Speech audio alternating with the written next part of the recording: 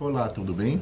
Meu nome é Péricles, eu sou um dos pastores da Igreja Casa e Vida e nesse dia eu quero compartilhar com você algo do coração de Deus que trouxe essa visão para a nossa igreja através de um evangelho simples de Jesus. Eu quero ler então, compartilhar com você no Evangelho de Marcos, no capítulo 3, o versículo de número 14, diz assim a palavra de Deus. Então Jesus designou 12, aos quais chamou de apóstolos, para estarem com ele e para os enviar a pregar. O que será que Jesus chamou 12 homens que estavam fazendo alguma coisa, trabalhando, servindo a sociedade nos seus afazeres? No texto que lemos, Marcos diz que Jesus chamou para que esses homens, em primeiro lugar, estivessem com ele e depois para os enviar, para anunciar algo. Essa era a estratégia simples,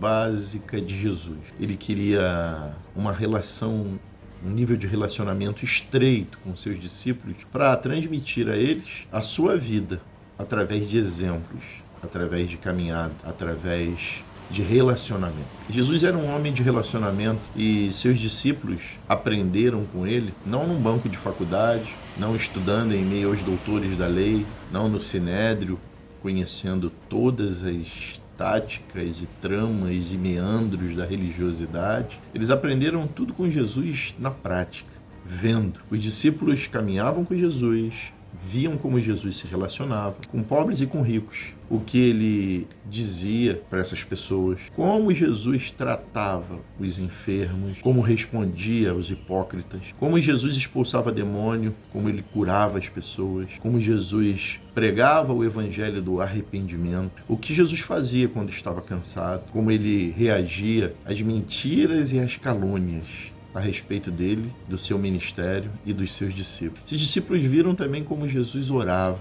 Jesus até ensinou eles a como orar ao Pai, que é o nosso Pai. Eles viam Jesus rindo, viram Jesus chorando, viram Jesus esbravejando e até derrubando mesa. Viram Jesus sendo preso e viram Jesus também morrendo. Mas o melhor de tudo é que esses homens viram Jesus ressuscitando. A despeito de Judas Iscariote, que desistiu de Jesus. Jesus até o fim não desiste dele e quando encontra no Getsemane ainda chama ele de amigo. A despeito de Judas, a despeito de Judas, não desista de Jesus. Quando Jesus mandou fazer discípulos no Ide, em Mateus 28, no versículo de 18 a 20, o que os discípulos entenderam? O que passou pela mente deles quando ouviram essa ordem de Jesus? Para eles, era como se Jesus estivesse dizendo: o que eu fiz com vocês, o que vocês viram eu fazendo, o que vocês aprenderam no caminhar, o que vocês receberam de mim, façam também com o outro. Essa é a simples comissão que se referia a Jesus a eles e que chega a nós até hoje. É uma relação que envolve uma coisa chamada discipulado. O que eu recebi de Jesus, eu recebi dos meus líderes, eu recebi da pessoa que está me ensinando e caminhando comigo no Evangelho, eu vou levar para outros.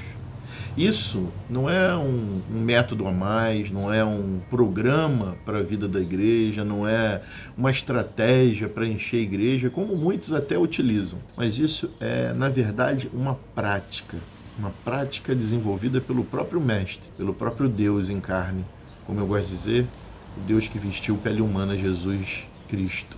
E discipulado, viver anunciando com a nossa vida e testemunho o Evangelho, deve ser um estilo de vida.